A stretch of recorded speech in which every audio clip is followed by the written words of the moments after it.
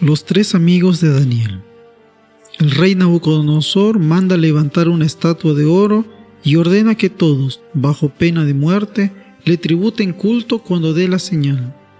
Los tres compañeros desafían el decreto real, permaneciendo leales a su fe.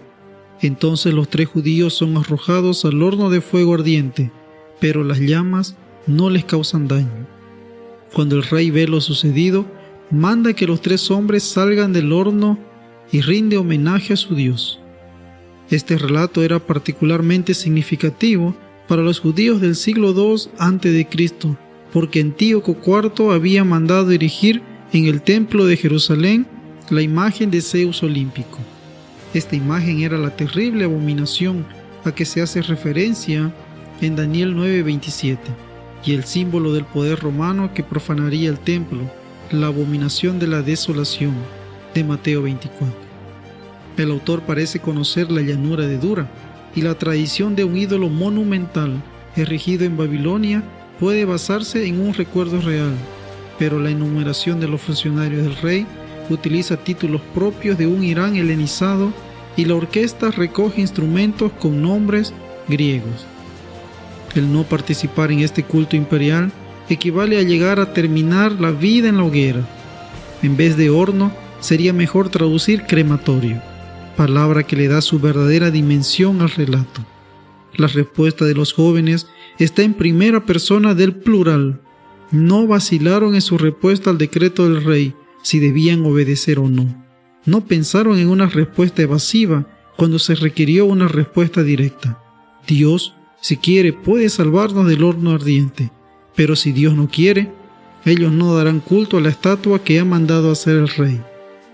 Dejan a Dios ser Dios, no intentan controlar a Dios. Solo Dios es el único que decide si quiere intervenir milagrosamente en los asuntos humanos y cuándo lo quiere. Esperar otra cosa es hacer de Dios un recurso que exonera de todo trabajo o una conveniencia celestial que está a nuestra disposición. En la composición narrativa de este capítulo, resulta que el autor sabe lo que para estos tres combatientes vendrá después, pero sus actores no. No es porque ellos sepan que la hoguera no será el final de sus vidas que se atreven a desobedecer el decreto del rey. Ni siquiera saben si su Dios es capaz de rescatarlos del fuego o no. Hay incertidumbre al respecto, pero lo que sucederá después no puede y no debe de alguna manera alterar lo que ahora deben hacer.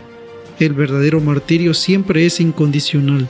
No adoraremos a tus dioses, ni tampoco a tu estatua.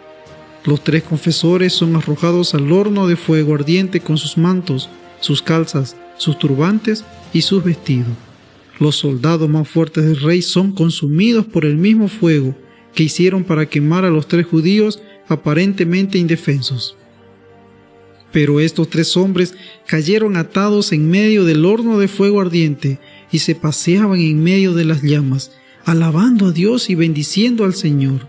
¿Estamos firmes en las promesas de Dios? ¿Nos encuentra diciendo lo mismo en estos días? Si Él está con nosotros, no tenemos que temer lo que nos pueda hacer el hombre. Dios nos librará sea de la muerte o por medio de la muerte. En lo que sigue se nos dará a conocer cuál es el resultado de la presencia de los tres en el crematorio. Es una inversión triple. En vez de ser un lugar donde la vida de los adversarios termina para siempre, y en vez de ser un lugar que procura la purificación del imperio, el crematorio se torna lugar de espanto para el mismo dictador. Los tres no mueren. Se termina la ausencia de aquel Dios que hasta ahora solo se había hablado. Aquí es importante que vida y muerte cambien de destinatarios. Es impactante ver que en todo el episodio el Dios de los judíos aparece solo en el crematorio. Para los combatientes es suficiente porque es el único lugar que importa ahora, el lugar de su martirio.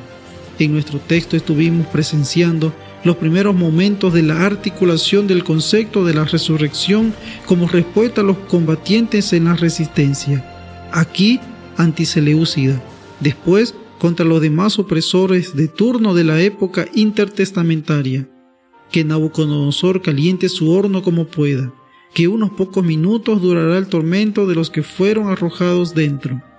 Los 3 judíos no fueron salvados de la llama, sino fueron salvados en medio de las llamas. En la tradición posterior, en especial en la literatura apocalíptica, el fuego y el horno llegan a constituirse en el lugar del juicio final por excelencia. Pero el fuego del infierno tortura y no mata. El hecho de que los judíos sean fieles hasta el grado extremo de la muerte no condiciona para nada a Dios. Dios es absolutamente libre de obrar como quiera.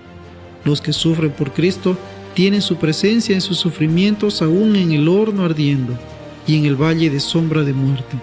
El Padre que no se guardó a su propio Hijo, sino que lo entregó, capacitará a los creyentes para trascender o ir más allá de sus instintos naturales, eligiendo la muerte, acceder a las exigencias inmorales del Estado.